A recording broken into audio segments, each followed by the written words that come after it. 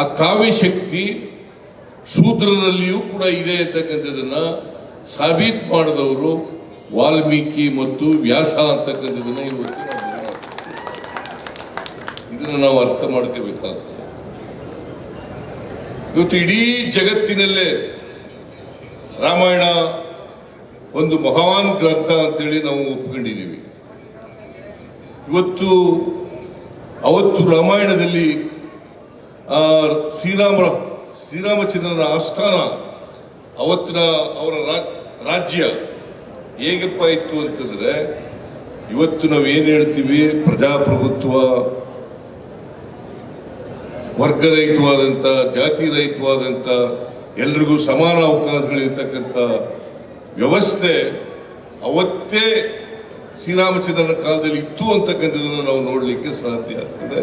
ಹಾಗಾಗಿ ಇವತ್ತಿನ ಪ್ರಜಾಪ್ರಭುತ್ವ ಅವತ್ತೇ ಪ್ರಜಾಪ್ರಭುತ್ವವಾಗಿ ಇತ್ತು ಅಂತಕ್ಕಂಥದ್ದನ್ನು ನಾವು ಮರೀಲಿಕ್ಕೆ ಸಾಧ್ಯ ಇಲ್ಲ. ಬಸವಾದಿ ಶರಣರ ಕಾಲದಲ್ಲೂ ಕೂಡ ಪ್ರಜಾಪ್ರಭುತ್ವವನ್ನು ನಾವು ನೋಡಲಿಕ್ಕೆ ಸಾಧ್ಯ ಆಗ್ತದೆ. ಇವತ್ತು ನಾವು ಪ್ರಜೆಗಳೇ ಆಳ್ತಕ್ಕಂಥ ವ್ಯವಸ್ಥೆ ಇದೆಯಲ್ಲ, ಪ್ರಜೆಗಳೇ ಪ್ರಭುಗಳು ಅಂತಕ್ಕಂಥ ವ್ಯವಸ್ಥೆ ಇದೆಯಲ್ಲ, ಅದನ್ನೇ ಪ್ರಜಾಪ್ರಭುತ್ವ ಅಂತ ಕರಿತೀವಿ. ಆ ಪ್ರಜಾಪ್ರಭುತ್ವದ ಮೂಲ ನಾವು ರಾಮಾಯಣದಲ್ಲಿ ನೋಡಲಿಕ್ಕೆ ಸಾಧ್ಯ ಆಗ್ತದೆ, ಮಹಾಭಾರತದಲ್ಲಿ ನೋಡಲಿಕ್ಕೆ ಸಾಧ್ಯ ಆಗ್ತದೆ, ಬಸವಾದಿ ಶರಣರ ಕಾಲದಲ್ಲಿ ನೋಡಲಿಕ್ಕೆ ಸಾಧ್ಯ ಆಗ್ತದೆ ಅಂತಕ್ಕಂಥದ್ದನ್ನು ಇವತ್ತು ನಾವು ಯಾರು ಕೂಡ ಮರಿಬಾರದು. ಅದರಿಂದ ಈ ವರ್ಗರಹಿತವಾದಂಥ, ಜಾತಿ ರಹಿತವಾದಂಥ ಸಮಾಜ, ಸರ್ವರಿಗೂ ಸಮಾನ ಅವಕಾಶಗಳಿರ್ತಕ್ಕಂಥ ಸಮಾಜ, ಸರ್ವರಿಗೂ ಸಮಾನ ಅವಕಾಶಗಳಿರ್ತಕ್ಕಂಥ ಸಮಾಜ ಅವತ್ತೇ ಇತ್ತು. ರಾಮರಾಜ್ಯ ಅಂತಕ್ಕಂಥದ್ದು ಅದಕ್ಕೋಸ್ಕರನೇ ಇವತ್ತು ಕೂಡ ರಾಮರಾಜ್ಯ ಬರಬೇಕು ಅಂತ ನಾವೇನು ಪ್ರಸ್ತಾಪ ಮಾಡ್ತಾ ಇದ್ದೀವಿ.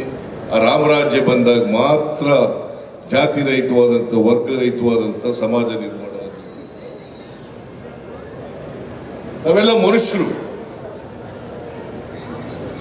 ಮನುಷ್ಯರಲ್ಲಿ ಯಾವುದೇ ಭೇದ ಭಾವ ಇರಲಿಕ್ಕೆ ಸಾಧ್ಯ ಇಲ್ಲ. ಅದಕ್ಕೆ ಕುವೆಂಪು ಅವರು ಒಂದು ಮಾತು ಹೇಳಿದ್ದಾರೆ, ಇಡೀ ಸಮಾಜ ಸರ್ವ ಜನಾಂಗದ ಶಾಂತಿಯ ತೋಟ ಅಂತಕ್ಕಂಥ ಮಾತುಗಳನ್ನು ಸರ್ವ ಜನಾಂಗದ ಶಾಂತಿಯ ತೋಟ ಆಗಬೇಕು ಈ ಸಮಾಜ. ಎಲ್ಲರೂ ಕೂಡ ನೆಮ್ಮದಿಯಿಂದ, ಶಾಂತಿಯಿಂದ ಮನುಷ್ಯರಂತೆ ಬದುಕ್ತಕ್ಕಂಥ ವ್ಯವಸ್ಥೆ ಆಗಬೇಕು. ಮನುಷ್ಯನನ್ನ ಪ್ರೀತಿಸಬೇಕೇ ಹೊರತು ಯಾವುದೇ ಕಾರಣಕ್ಕೆ ಮನುಷ್ಯನನ್ನ ದ್ವೇಷಿಸಬಾರದು. ಇದನ್ನು ನಾವೆಲ್ಲರೂ ಕೂಡ ಅರ್ಥ ಮಾಡ್ಕೋಬೇಕಾಗ್ತದೆ. ಇದನ್ನೇ ಎಲ್ಲ ಧರ್ಮಗಳು ಕೂಡ ಹೇಳೋದು. ಯಾವುದೇ ಧರ್ಮ ಇರಲಿ, ಅದು ಹಿಂದೂ ಧರ್ಮ ಇರಲಿ, ಇಸ್ಲಾಂ ಧರ್ಮ ಇರಲಿ, ಕ್ರೈಸ್ತ ಧರ್ಮ ಇರಲಿ, ಬೌದ್ಧ ಧರ್ಮ ಇರಲಿ, ಎಲ್ಲ ಧರ್ಮಗಳು ಕೂಡ. ಅದಕ್ಕೆ ಬಸವಾದಿ ಶರಣರು ಬಹಳ ಸುಲಭವಾಗಿ ಧರ್ಮವನ್ನು ವ್ಯಾಖ್ಯಾನ ಮಾಡಿದ್ದಾರೆ. ದಯೆಯೇ ಧರ್ಮದ ಮೂಲವಯ್ಯ, ದಯೆ ಇಲ್ಲದ ಧರ್ಮ ಯಾವುದಯ್ಯ, ಧರ್ಮದ ಮೂಲವಯ್ಯ, ದಯೆ ಇಲ್ಲದ ಧರ್ಮ ಯಾವುದಯ್ಯ ಅಂತೇಳಿ ಬಸವಾದಿ ಶರಣರು ಬಹಳ ಸುಲಭವಾಗಿ ಧರ್ಮವನ್ನ ಆ ವಿವರಣೆಯನ್ನ ಕೊಟ್ಟಿದ್ದಾರೆ. ಅದನ್ನ ನಾವೆಲ್ಲರೂ ಕೂಡ ಅರ್ಥ ಮಾಡ್ಕೋಬೇಕು. ಧರ್ಮ ನಮಗೋಸ್ಕರ ಇರ್ತಕ್ಕಂಥದ್ದು, ನಾವು ಧರ್ಮಕ್ಕೋಸ್ಕರ ಇರ್ತಕ್ಕಂಥವ್ರಲ್ಲ. ಧರ್ಮ ನಮಗೋಸ್ಕರ, ಧರ್ಮಕ್ಕೋಸ್ಕರ ನಾವು ಇರ್ತಕ್ಕಂಥದ್ದಲ್ಲ. ಇಂಗ್ಲಿಷ್ನಲ್ಲಿ ಧರ್ಮ ಅಂತಂದ್ರೆ ವೇ ಆಫ್ ಲೈಫ್ ಅಂತ ಕರಿತೀವಿ. Way of life. ನಾವು ನೀತಿವಂತರಾಗಿ ನಡ್ಕೊಳ್ತಕ್ಕಂಥದ್ದೇ ಧರ್ಮ. ಮನುಷ್ಯರನ್ನ ಮನುಷ್ಯರಾಗಿ ಕಾಣ್ತಕ್ಕಂಥದ್ದೇ ಧರ್ಮ. ಮನುಷ್ಯರನ್ನ ಪ್ರೀತಿಸ್ತಕ್ಕಂಥದ್ದೇ ಧರ್ಮ.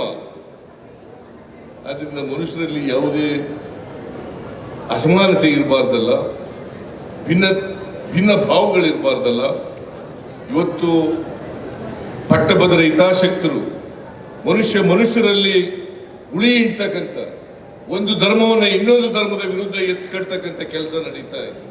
ಒಂದು ಜಾತಿಯ ಜನರನ್ನ ಇನ್ನೊಂದು ಜಾತಿಯವರ ವಿರುದ್ಧ ಎತ್ಕಡ್ತಕ್ಕಂಥ ಕೆಲಸ ನಡೀತಾ ಇದೆ.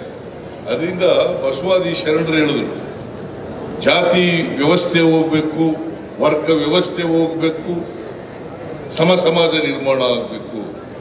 ನಮ್ಮ ಸಂವಿಧಾನನೂ ಕೂಡ ಅದನ್ನೇ ಪ್ರತಿಪಾದನೆ ಮಾಡ್ತಾರೆ.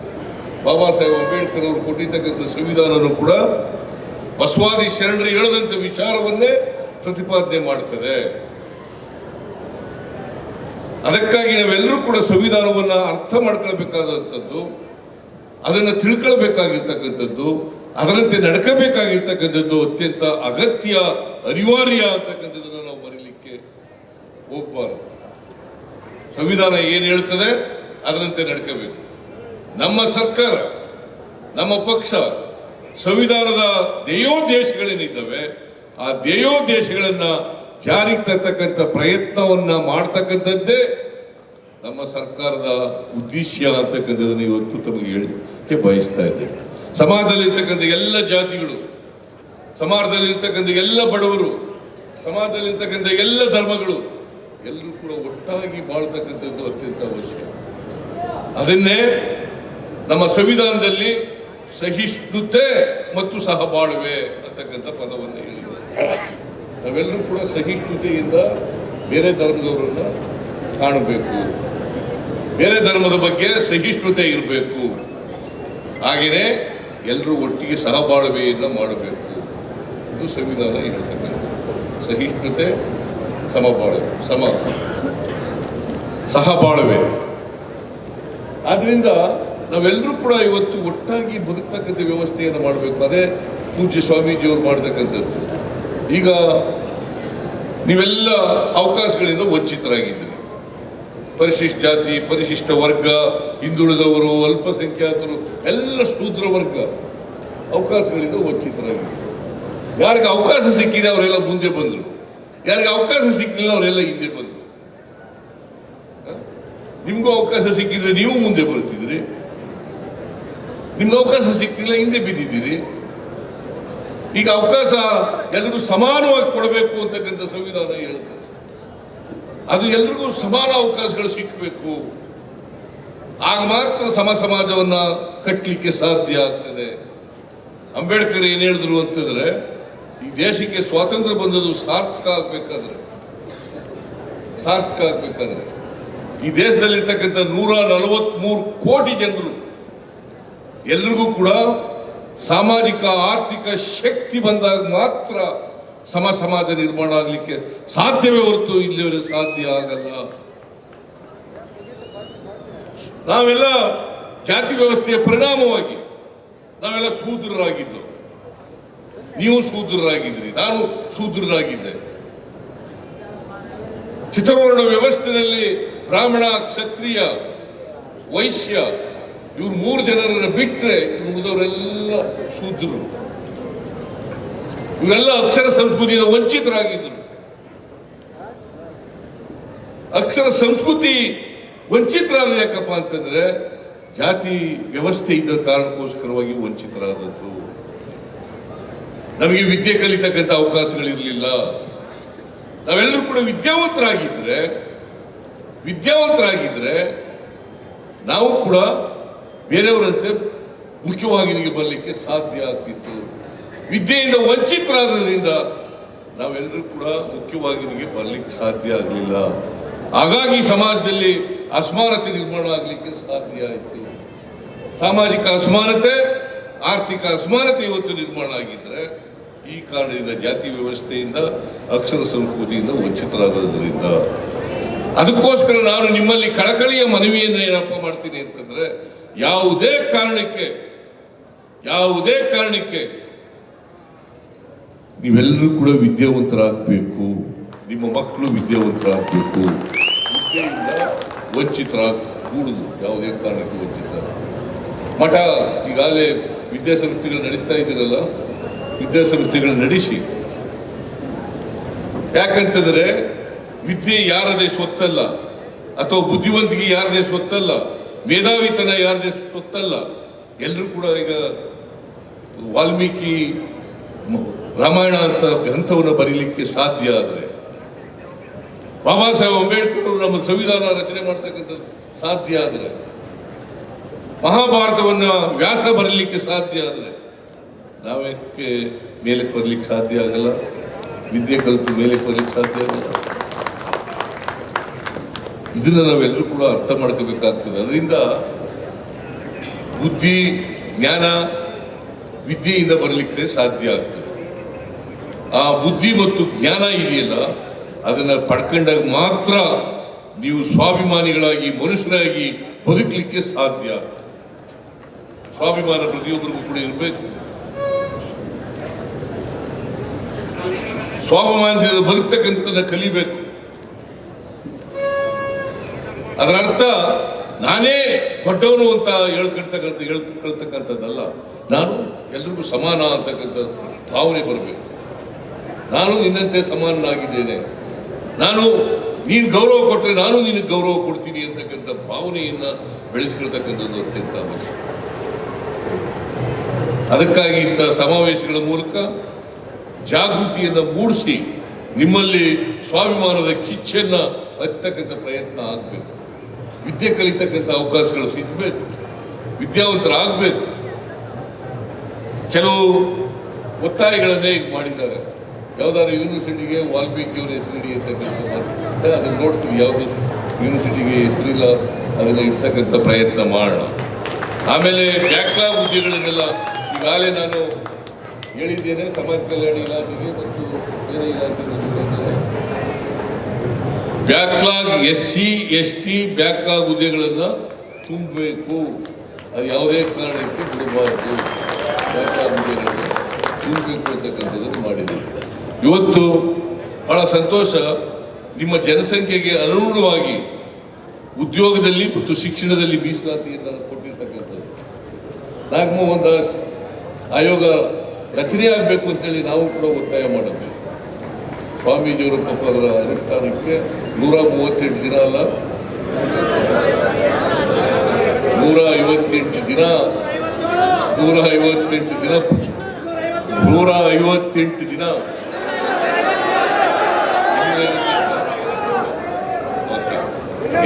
ಹೆಚ್ಚು ಕಡಿಮೆ ಇರ್ಲಿ ಬಿಡಪ್ಪ. 157 ದಿನ ಧರಣ ಮಾಡಿದ್ರು. ನಾನು ಒಂದು 2 ಸಾರಿ ಹೋಗಿದ್ದೆ, ಭೇಟಿ ಕೊಡಕ್ಕೆ ಹೋಗಿದ್ದೆ. ಪಾಪ ಇವತ್ತೇನಾದರೂ ನಿಮಗೆ 7% ಉದ್ಯೋಗದಲ್ಲಿ ಶಿಕ್ಷಣದಲ್ಲಿ ಸಿಕ್ಕಿದ್ರೆ ಅದಕ್ಕೆ ಸ್ವಾಮೀಜಿಯವರು ಕಾರಣ. ಸ್ವಾಮೀಜಿಯವರು ಅಷ್ಟು ದೀರ್ಘಕಾಲ 157 ದಿನ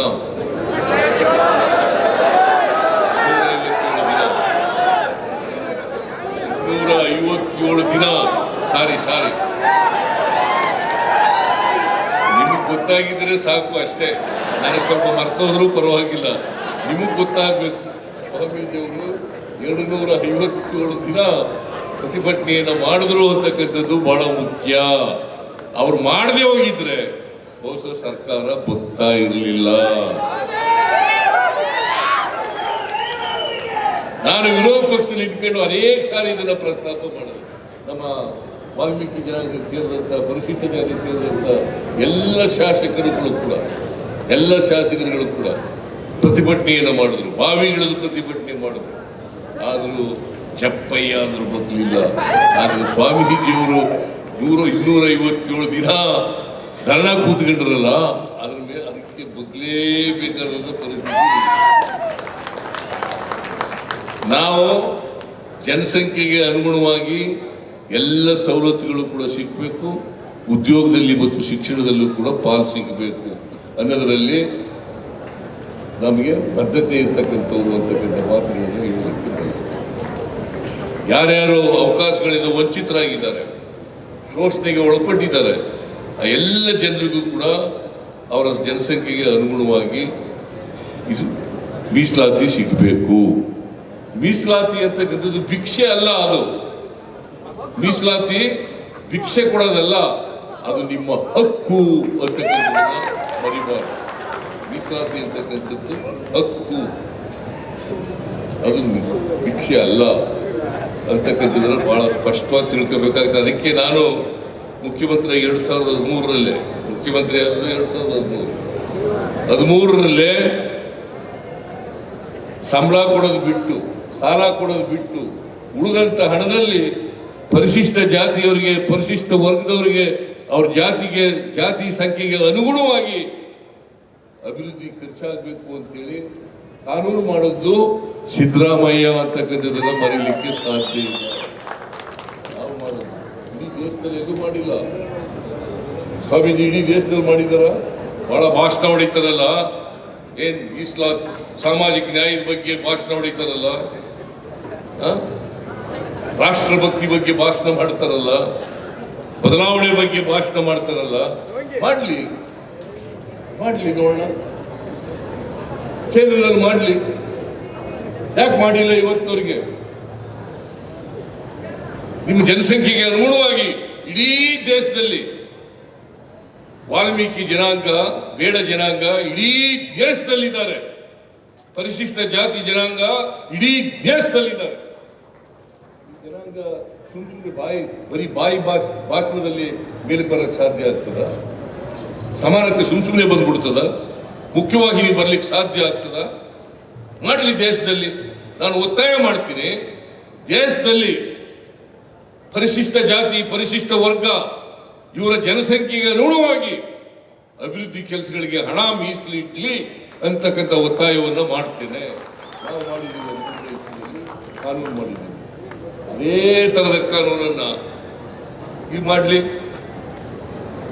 ಈಗ ನೀವು 7% ಇದ್ದೀರಿ, ಪರಿಶಿಷ್ಟ ಜಾತಿಯವರು 17% ಇದ್ದಾರೆ. ಪರಿಶಿಷ್ಟ ಜಾತಿಯವರು ಒಟ್ಟು ಸೇರಿದ್ರೆ 24%.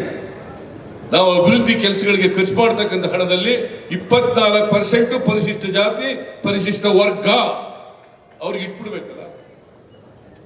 ಇವತ್ತು ಸಂವಿಧಾನ 15 ಇರ್ತದೆ. ಸಂವಿಧಾನದ ರೀತಿ ಯಾಕೆ ಮಾಡಲ್ಲ? ಅದನ್ನ ನೀವು ಒತ್ತಾಯ ಮಾಡಬೇಕು. ಇಡೀ ದೇಶದಲ್ಲಿ ಒತ್ತಾಯ ಮಾಡಬೇಕು. ಇಡೀ ದೇಶದಲ್ಲಿ ಒತ್ತಾಯ ಮಾಡಬೇಕು. ಅದು ಮಾಡಿದಾಗ ಮಾತ್ರ, ಅದು ಬಂದಾಗ ಮಾತ್ರ ಬದಲಾವಣೆ ಆಗಲಿಕ್ಕೆ ಸಾಧ್ಯ ಆಗ್ತದೆ. ಆರ್ಥಿಕ ಸಾಮಾಜಿಕ ಶಕ್ತಿ ಬರಲಿಕ್ಕೆ ಸಾಧ್ಯ ಆಗ್ತದೆ. ಇದನ್ನ ಮಾಡಬೇಕು ಅಂತೇಳಿ ಒತ್ತಾಯ ಮಾಡಿ. ನನಗೆ ಸಮಯ ಇಲ್ಲೇ ಇರೋದ್ರಿಂದ ಹೋಗ್ಬೇಕಾಗಿದೆ, ಭಾಷಣ ಮಾಡಕ್ಕೆ ಟೈಮ್ ಇಲ್ಲ. ನನಗೆ ಈ ಮಹರ್ಷಿ ವಾಲ್ಮೀಕಿ ಜಯಂತ್ಯೋತ್ಸವ ಕಾರ್ಯಕ್ರಮಕ್ಕೆ ಬಂದು ನಿಮ್ಮ ಜೊತೆನೆಲ್ಲ ಇದ್ದು ಸ್ವಾಮೀಜಿಯವರಿಗೆ ಶುಭ ಕೋರಿ, ನಿಮಗೆಲ್ಲ ಶುಭ ಕೋರಿ,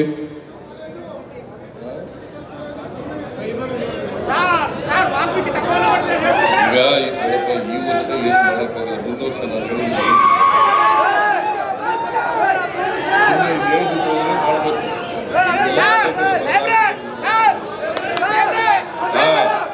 ಅದರಿಂದ ನಾನು ನಿಮ್ ಜೊತೆ ಇರ್ತೇನೆ. ಈಗ ಇಲ್ಲಿವರೆಗೆ ನಮ್ಮ ಮೈಸೂರು ಜಿಲ್ಲೆಯಲ್ಲಿ, ಚಾಮರಾಜನಗರ ಜಿಲ್ಲೆಯಲ್ಲಿ, ಹಾಸನ ಜಿಲ್ಲೆಯಲ್ಲಿ, ಮಂಡ್ಯ ಜಿಲ್ಲೆಯಲ್ಲಿ, ಕೊಡಗು ಜಿಲ್ಲೆಯಲ್ಲಿ ಪರಿವಾರ ಮತ್ತು ತಳವಾರ ಕೇಂದ್ರ ಸರ್ಕಾರದಲ್ಲಿ ಅವ್ರನ್ನ ಎಸ್ಟಿ ಸೇರಿಸ್ತು. ಇಲ್ಲಿ ಇನ್ನೂ ಕೆಟಗರಿ 1 ಇಟ್ಕೊಂಡಿತ್ತು. ಕೂಡಲೇ ನಾನು ಅವ್ರನ್ನೆಲ್ಲ ಮೀಟಿಂಗ್ ಕರೆದು ಶೆಡ್ಯೂಲ್ ಟೈಮಿಗೆ ಸೇರ್ಬೇಕು ಅಂತಕ್ಕಂತ ಹೇಳಿ ತೀರ್ಮಾನ ಮಾಡಿದ್ದೀನಿ. ಅದರಿಂದ ನಿಮ್ಮ ಮೇಲೆ ಇದ್ದಂತ ಎಲ್ಲ ಕೇಸ್ಗಳು ಕೂಡ ವಾಪಸ್ ತಗೋಬೇಕು ಅಂತ ಕೂಡ ಸೂಚನೆಯನ್ನು ಕೊಟ್ಟಿದ್ದೇನೆ. ಅದರಿಂದ ಇನ್ನು ಮುಂದೆ ಪರಿವಾರ ಅಂತಕ್ಕಂಥವ್ರು, ತಳವಾರ ಅಂತಕ್ಕಂಥವ್ರು ಕರ್ನಾಟಕದಲ್ಲಿ ಎಲ್ಲರೂ ಕೂಡ ಎಸ್ಟಿ ಜನಾಂಗಕ್ಕೆ ಸೇರಿದವರು ಅಂತಕ್ಕಂಥ ಮಾತನ್ನು ಹೇಳಿ ಎಲ್ರಿಗೂ ನಮಸ್ಕಾರ. ಜೈ ಹಿಂದ್, ಜೈ ಕರ್ನಾಟಕ, ಜೈ ವಾಲ್ಮೀಕಿ. ಹೆಚ್ಚಿನ ವಿಡಿಯೋಗಳಿಗೆ ಪ್ರತಿಧ್ವನಿ ಯೂಟ್ಯೂಬ್ ಚಾನೆಲ್ ಸಬ್ಸ್ಕ್ರೈಬ್ ಮಾಡಿ, ಬೆಲ್ ಐಕಾನ್ ಕ್ಲಿಕ್ ಮಾಡಿ.